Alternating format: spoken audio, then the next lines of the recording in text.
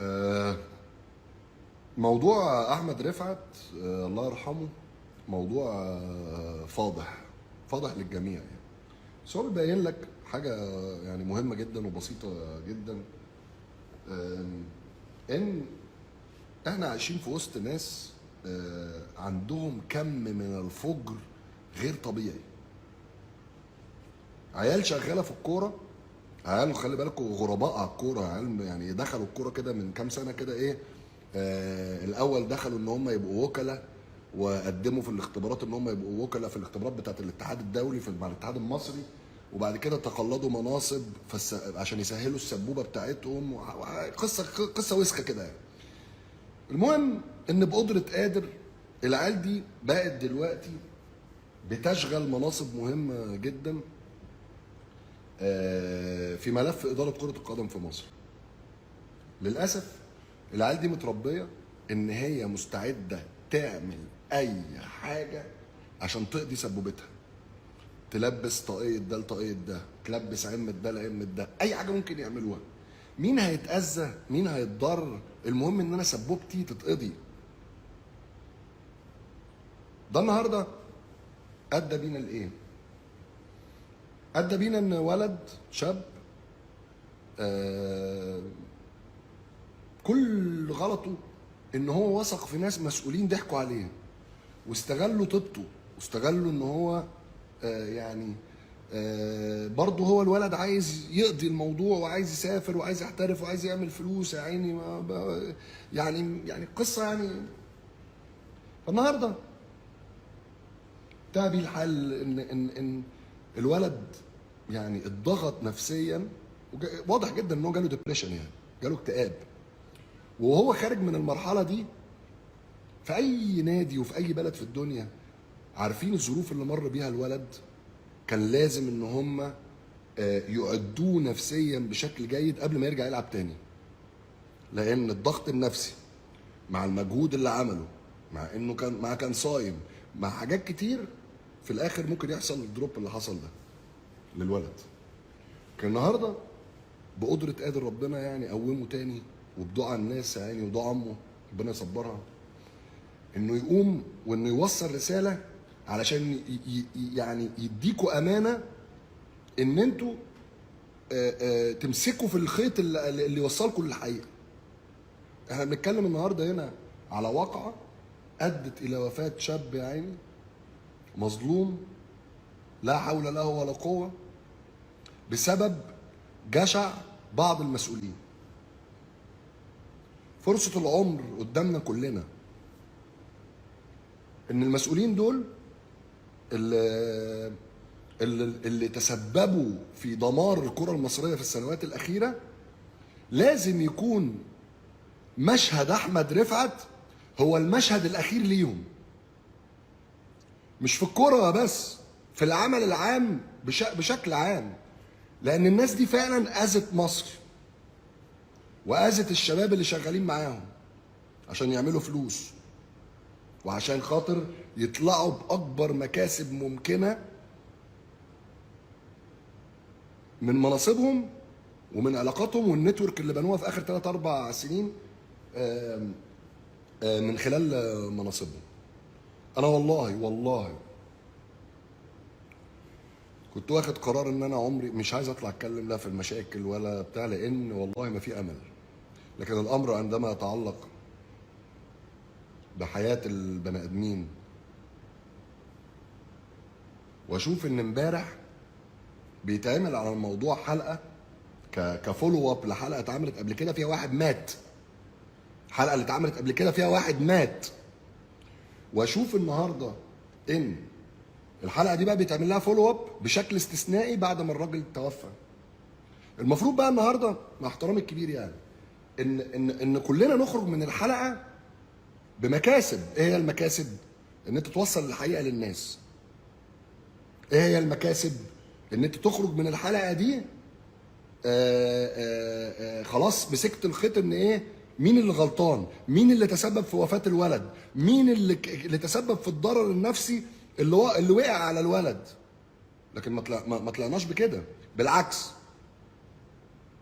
انا بقول لكم ان الحلقه بتاعت امبارح بتاعت ابراهيم فايق مع نادر شوقي، بمداخله مع احمد دياب، بمداخله مع المحامي بتاع الولد، بالقصه دي كلها، واخو الولد وبتاع، تسببت في ضياع الحقيقه. تسببت في ان الحقيقه تتوه، ما وصلتش الحقيقه، مع احترامي الكبير يعني. فالنهارده يعني انتوا مستنيين ايه؟ احنا مستنيين ايه يعني الناس مستنيه ان هي تتكلم وان هي تقول الحقيقه ايه؟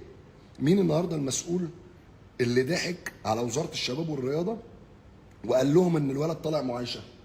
ما هو في خطاب طلع من وزاره الشباب والرياضه موجه الى الجهات المعنيه، المقصود بها القوات المسلحه، ان هي تصدر تصريح السفر للولد. خرج لها خطاب من وزاره الشباب والرياضه بيقول ان الولد طالع معايشه 3 شهور، رغم ان الولد طالع اعاره. ده تزوير وخداع. انت بتخدع مين؟ بتخدع القوات المسلحه؟ هتضحك على الجيش؟ الناس طبعا بتوع القوات المسلحه والجيش جابوا تعالى معايشه فين يا ريس؟ ايه القصه؟ كان الولد يا عيني سافر، والمسؤولين قالوا له ايه؟ سافر ومالكش دعوه بالموضوع علينا.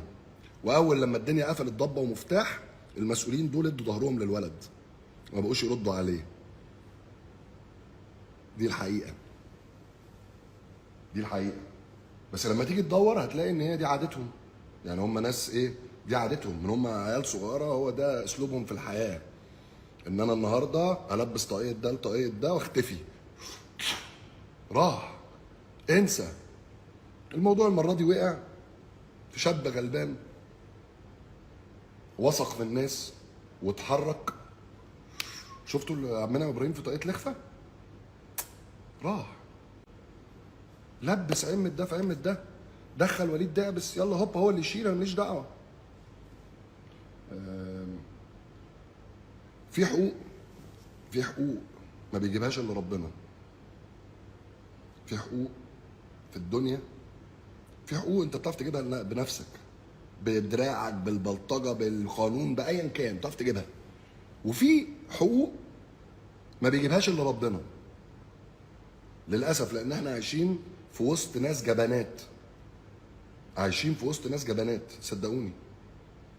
فالنهارده انا بقول لكم القصه دي هتحصل وهتتنسي، وفي ناس عايشه في وسطنا مرتكزين في حياتهم على النسيان، ان الناس بتنسى. لكن الوحيد اللي يقدر يجيب وهيجيب ان شاء الله حق احمد رفعت اليوم اللي هنقف فيه كلنا قدام ربنا. خلاص مفيش حد هيقف الدايره، كله جاي لوحده. روح. اللي ظلم حد، خلي بالكم انا بكلمكم في ناس ايه، ما ظلمتش واحد، ظلمت مئات. انت عندك لعيبه اتضحك عليها، وانديه اتضحك عليها، وعندك يعني بلاوي حصلت في السنتين اللي فاتوا دول في الكوره. بلاوي. وناس ماشيه بتدير الكوره باسلوب لبس طاقيه ده لبس لطاقيه ده، وباسلوب ايه؟ خلي بالكم امتى ظهر اسلوب اداره الكوره في مصر بتاع ايه؟ سيب ونسيب. سيب ونسيب. البسك دي وايه واسيب لك دي واخد دي وبتاع. امتى؟ السنتين اللي فاتوا. الفاسدين وصلوا الى قمه الهرم لاداره الكوره في مصر، ووصلوا بجداره ونجاح. وده اللي انا بهاتي فيه بقالي سنين. والله تاني كنت ناوي خلاص كفايه، خلاص مش هتكلم تاني، خلاص تعبت، جالي صداع. ما خلي بالك كل الحاجات دي بتجيب ضغوط نفسيه وناس وتكلمك وصداع. والله كنت بس احمد رفعت ده يعني والله صعبان عليا، وامه صعبان عليا، الله يعني ربنا يصبرها والله يرحمه. كلنا زعلانين عليه. لكن يعني ان الولد يوصل بيه القصه انه يطلع في التلفزيون يحاول يتكلم، ونادر شوقي امبارح في الحلقه بيقول لك ايه؟ انا جيت هنا وقفت جنب الكاميرا في الاستوديو عشان احاول احجمه. تحجمه ليه؟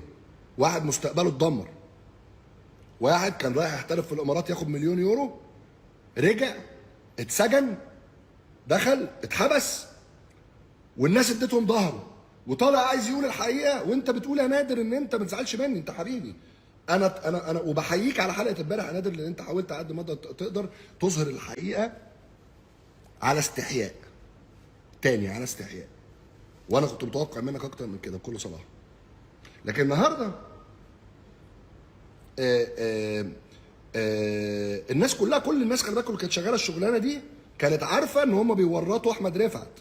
خلي بالكم الناس النهارده اللي وافقت على خروج الخطاب من وزاره الشباب والرياضه بان هو خارج يعمل معايشه 3 شهور، والناس اللي ضحكت على الولد، كل الاطراف دول مشتركين في القصه دي، لان هم كلهم ما يهمهمش اي حاجه في حياتهم، وانا اعرفهم كلهم ان هم شباب صغيره، ما يهمهمش اي حاجه في حياتهم الا ان هم يقضوا السبوبه بتاعتهم على حساب ابوه، على حساب امه، على حساب اخواته، على حساب اعز اصحابه.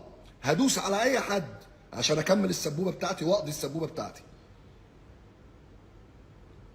فتخيل بقى الفجر ده لما يجتمع مع الباور. باور اللي هو الايه؟ اللي هو بيجي من التقرب من الناس المعينه. تخيلوا بقى الاثنين دول، الفلوس والباور، كومبو محدش يقدر عليه الا اللي متربي. الكومبو بتاع الباور والسلطه والباور والفلوس الاثنين مع بعض لا يقدر عليه الا اللي متربي. والعيال دي مش متربيه، اهلهم ما قضوش معاهم وقت كفايه وهم صغيرين. انا عارف اهلهم كانوا بيعملوا ايه. شكرا.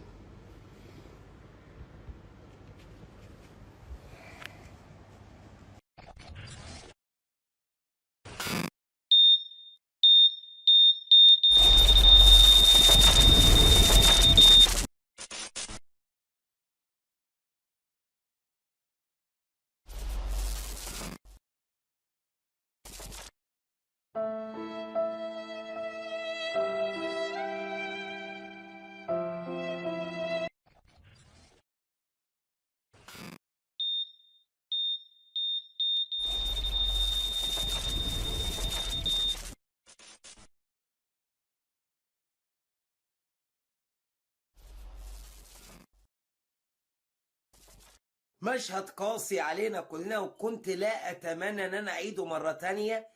لا حد قرب منه وكان نازل بديل في المباراة، ولا حد زقه ولا اشتبك ولا اتخبط ولا اترزع ولا اي حاجة، ولكن خلل فجأة وقع من طوله، عربية الاسعاف خدته وخرجته الملعب.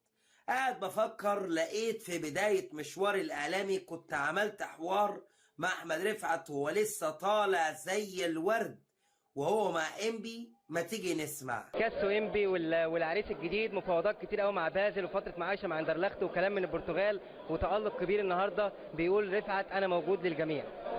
هو الحمد لله احنا كنا مركزين النهارده عشان كان عندنا، انت عارف موقفنا في الدوري عامل ازاي، فكنا محتاجين نكسب النهارده، فالحمد لله ان احنا كسبنا عشان ناكد ان احنا موجودين في الدوري السنه الجايه بس، وان شاء الله نحاول بقى من السنه الجايه نحسن مستوانا يعني. رفعت الموسم القادم في انبي ولا خلاص في اقترب من وجود في احد الانديه الاوروبيه؟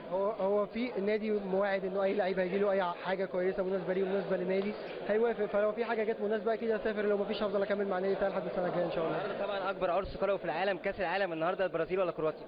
البرازيل اكيد، البرازيل هتاخد كاس العالم ده واللي بعديه ان شاء الله تقوم بالسلامه احمد رفعت، ومصر تاخد كاس العالم وتكون انت بتلعب معاها، ومصر تشارك في كاس العالم وتقدم حاجه كبيره. كنت بقول عليه بيكاسو رسام بتاع انبي، فيوتشر، المصري، الزمالك، يعني اكتر من فريق مع منتخب مصر مع كيروش، قدم مردود كبير واداء محترم، طلع احترف في الامارات. ادعوا له، وادي عظه اهي ان الحياه مش مستاهله. لايكات وادعوا له في التعليقات. سلام.